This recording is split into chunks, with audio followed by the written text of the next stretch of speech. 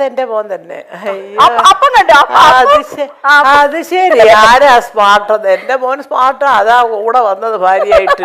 അതിന് നമ്മൾ വിട്ടുകൊടുക്കൂല. അയ്യോ, അതാ ഞാൻ സത്യം. She is very smart. എല്ലാ കാര്യങ്ങളും ഒറ്റയ്ക്ക് മാനേജ് ചെയ്യാൻ മിടിക്കുക ആണ്. പക്ഷെ ഒരു കാര്യം പറഞ്ഞേ, സുപ്രിയ ഭയങ്കര പൊസസീവ് ആണെന്ന്. അതെ.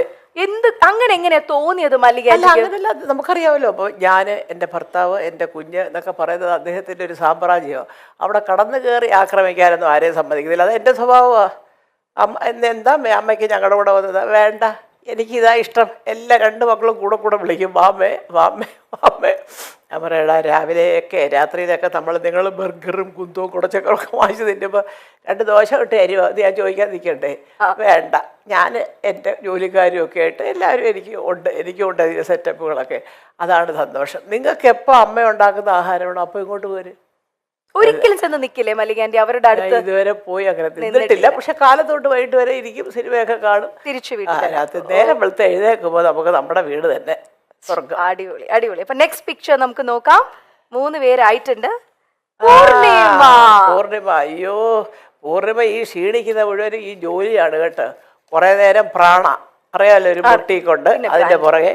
പിന്നെ മക്കൾ 2 പേരും നന്നായിട്ട് പഠിക്കും. എപ്പോഴും അവർ നന്നായിട്ട് പഠിച്ചുകൊണ്ട് അത് മുഴുവനും പൂർണിമയുടെ തലയില്ല. കാരണം ഇന്ദ്രൻ വീട്ടിലേ ഇല്ല. പിന്നെ എങ്ങനെയാണ് കുഞ്ഞുങ്ങളെ നോക്കുന്നത്? അതുകൊണ്ട് എപ്പോഴും ഞാൻ പറയുന്നൊരു പോയിന്റ് ഇതാണ്, 2 പേർക്കും അനുയോജ്യരായ 2 പെൺകുട്ടികളെ കിട്ടിയതാണ് അവരുടെ വിജയത്തിന്റെ ഒരു ജീവിത വിജയത്തിലെ എന്ത് പറയും? അമ്മയ്ക്ക് 50 വർഷം എന്ന് പറയുമ്പോൾ ഇപ്പൊ മൊത്തത്തിൽ എത്ര വയസ്സായെന്ന് അറിയാമല്ലോ അല്ലേ?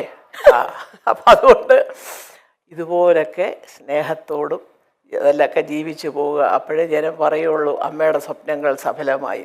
ഓക്കെ, എന്നാൽ ഒരു ചെറിയൊരു ചോദ്യം, വേറൊന്നുമല്ല, നമ്മുടെ ഓഡിയൻസിന്റെ ഇടയിൽ നിന്ന് വന്നതാണ്. ചെറുതായിട്ടെങ്കിലും ഒരു അമ്മായിയമ്മ മരുമകൾ പോരുണ്ടെങ്കിൽ ആ പോരെടുക്കുന്ന ആരെടുത്തായിരിക്കും? സുപ്രിയ. എനിക്കത് ഇഷ്ടമേ അല്ല. ഞാൻ എന്നെ കിട്ടത്തില്ല പോരിന്. ഞാൻ ഇവരുടെ കൂടെ താമസിക്കത്തില്ലല്ലോ. പിന്നെ പോരെടുക്കാൻ പിന്നെ എങ്ങനെ പോരെടുക്കുന്നത്? ഞാൻ നിൽക്കത്തില്ല. ഞാൻ വേറെ അത് പറയാൻ മക്കൾക്ക് വലിയ പരാതിയാ കൂടെ ചിന്തിക്കാതെ. അതല്ല, അതുകൊണ്ടാണ് ഈ സ്നേഹം. നമ്മൾ കൂടെ കിടന്ന് വരവേ തീർന്ന കാര്യം അതോടുകൂടി തീർന്നു. അല്ല, എന്നാൽ ഒരു ഇച്ചിരി മല്ലികാന്റിക്ക് ഇവളെ ഒന്ന് സൂക്ഷിക്കുന്നതാണ് നല്ലതെന്ന് തോന്നിയത് ഇവരിൽ ആരെയാണ്? അതങ്ങനെ ചിന്തിച്ചിട്ടില്ല. ഇനി ചിന്തിച്ച് നോക്കാം അടുത്ത ഇന്റർവ്യൂവിൽ പറയുമ്പോ. ഇതുവരെ അവരെ കൊണ്ട് എനിക്ക് യാതൊരു ഇതുമില്ല.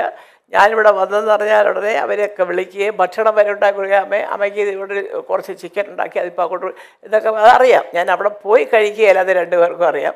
പിന്നെ എന്തെങ്കിലും വിശേഷം പിറന്നാൾ അങ്ങനെയൊക്കെ ഉണ്ടെങ്കിൽ ഞാൻ രാവിലെ ചെല്ലും. അതാണ് വളരെ ഹാപ്പി ആയിട്ട് ഇങ്ങനെ അതുകൊണ്ടാണ് ഈ ഹാപ്പി ആയിട്ട് പോകുന്നത്. മോളെ സത്യം പറയാൻ പറ്റുന്നറിയോ, ചില അമ്മമാർക്കുണ്ടല്ലോ അവിടെ ചെന്നിരിക്കുമ്പോഴത്തേക്ക് ചിലപ്പോൾ ഒരു പക്ഷേ നമ്മുടെ മോനോട് കുറച്ച് കൂടുതലാണ്, ഞാനിവിടെ ഇരുന്നിട്ട് അവർക്ക് മൈൻഡില്ല, എൻ്റെ മോനെ വിളിച്ചോണ്ട് അങ്ങ് പോയി എന്നൊക്കെ ചിന്തിക്കുന്നവരോട്ട്.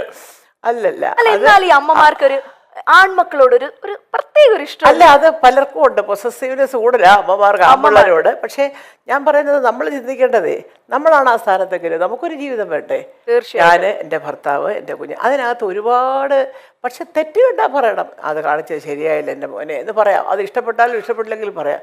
ചുമ്മാ എന്തിനാ?